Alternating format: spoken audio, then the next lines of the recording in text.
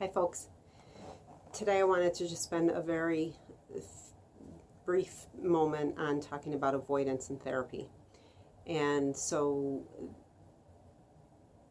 I'm hoping that by the end of this video, you'll have some better understanding about what specifically is considered avoidance, at least when I'm working with my clients or even noticing it in myself, and what's considered necessary avoiding or protecting. And I'm hoping also that this will help reduce some of the fears about getting into therapy, because some people think that therapists want to dig into the hard, painful stuff, and some therapists do that very quickly and skillfully. Some therapists and clients do that quickly and skillfully because it has to be a team effort. And some therapists or clients, or both, do it unskillfully and way too soon. And sometimes digging into things is not necessary at all because it doesn't make sense. It's not going to bring about any benefit in doing so. So I'm hoping that this, one, alleviates some worries, and two, alleviates either self-judgment if you feel like you're avoiding something in your own therapy, or even some judgment towards your client if you happen to be a therapist watching this and you think that your client may be avoiding. So, avoidance versus healing of avoiding in a healing way.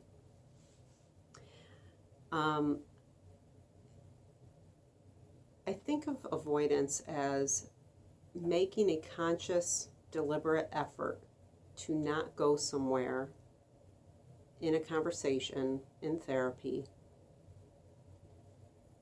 only because I don't want to feel the discomfort of that. But if I don't want to go somewhere in therapy because that's not what I'm here to address, and even if it could help right now, I'm saying this is not something I think is necessary for me to address, then that makes sense to not address it. If a client tells me that something happened that maybe it is possibly affecting their life, but they are not wanting to address that right now, and I push that, then I'm not listening to my client and I'm following my own agenda. And if I, at the same time, if I don't at least try to gently check that to be sure that it truly is something that doesn't have to be addressed right now in order to move forward, then I might be avoiding my own discomfort in going a little bit deeper into something when the client said that that's not something they think they need. So there's a healthy balance there. If somebody has said that they have gone through some sort of experience, whether it's grief or trauma or anything of that nature, and they have said, you know what, it happened, didn't like that it happened, certainly would never want it to happen again, but you know what, it's in the past, it happened. It's not happening, and it's not affecting my life today in any significant way, other than sometimes I think about it, and sometimes when I think about it, I feel crappy. Then there's really no need to discuss it. Why go there? It sounds like it's been worked through in a healthy way, so we're not going to bring it back up again. At least I'm not going to with my clients. And then there's times when we have actually done some pretty deep work. We've gone there because it was important. It did make sense. And we did it skillfully. And even though it made sense, and even though we did it skillfully, and even though it was important to do and maybe necessary, it was really, really hard. It was really hard. And we got through it. I say we as if I had a lot to do with that. You as the client, let's imagine that you're my client. You as the client got through it. You did a lot of hard work. It felt horribly painful. It felt incredibly massive. And yet it was somewhere where we needed to go. And you did it. Now, if we didn't go there when it made absolute sense to go there, and the reason for not going there is I don't want to feel any discomfort, then that is avoiding a perceived threat. If I don't want to go there because I believe that you as a therapist don't have what it takes to help me out of it, or I don't believe I have what it takes to help me out of it, and maybe I'm right in one of those ways, or I am right in one of those ways, then it's actually protection from an actual threat. And we don't want to push that. So there's a difference between actual and perceived. If you don't trust that I have the skills as a therapist to help you come out of a very difficult moment, then you shouldn't go there in therapy with me.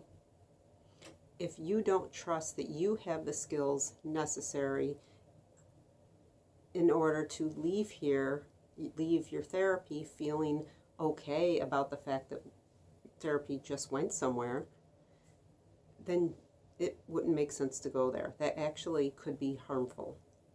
So that would be an actual threat. Now, a whole different kind of avoidance that is incredibly healthy can be thought of in terms of surgery. There are times when a surgeon and you together will decide, or maybe you are even out of that decision because you're not responsive enough to make the decision, whatever it is, that it's decided that surgery is needed in order to heal from whatever it is that's happening. And so in that situation, if I'm the surgeon and you're my patient, we are going to plan and actually arrange for me to make an incision and me to cut. And so on purpose, we're going to open you up. And then what we're going to do is close you up with stitches or staples. And then what we're going to do is everything in our power to not reopen that wound while it's fresh. To not take out the stitches or staples before it's too soon. To not overextend any part of you or work too hard or lift too much so that those things tear open. We're going to do everything we can to protect that wound so that it can heal in a very healthy and strong way. And that's where a very necessary avoidance happens. That you actually went deep. You cut open something that was closed, or at least relatively closed, and went deep. And it was uncomfortable, it was painful, and it hurt, and now it's on the mend. And so now we need to actually let it heal. And so maybe we will absolutely avoid that topic. Maybe we will absolutely distract from that topic. Maybe we will talk about anything under the sun but that topic. Maybe we'll take some time off from work if we even have to just lay in bed with a good book, a comedy, whatever it is, so that those stitches or those staples don't get torn out. And that should happen. And so that is my message for the day, really, is that avoidance in and of itself is neither good nor bad. Sometimes avoidance is very, very useful. Sometimes it's not useful at all. Sometimes it makes things worse. And sometimes it's absolutely necessary. And so I hope that if you are in therapy right now, you allow yourself to consider, are you avoiding a perceived threat, which is probably not useful, at least until you know for sure if it's an actual threat? Are you avoiding an actual threat, which is useful? Or are you avoiding so that now you can heal after some of that surgery's been done? If you're not in therapy yet and you're worried about going into therapy because there's this belief that therapists like to just dig right in and do surgery right away, even when nobody's ready for it, then it might be a really good idea to consider what I've just said, and also make some questions up before you meet with a therapist about this sort of thing. Things like, how will you know, how will I know when I'm avoiding in a way that's not helpful? How will you know and I know when I'm avoiding in a way that is actually very useful? And who gets to decide? Who in this relationship gets to decide if this is avoidance for helpful or not helpful? And what do we do about it?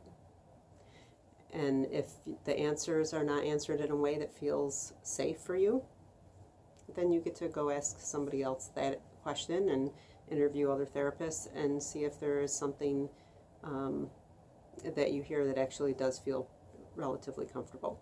I hope this has helped. Take good care. Bye.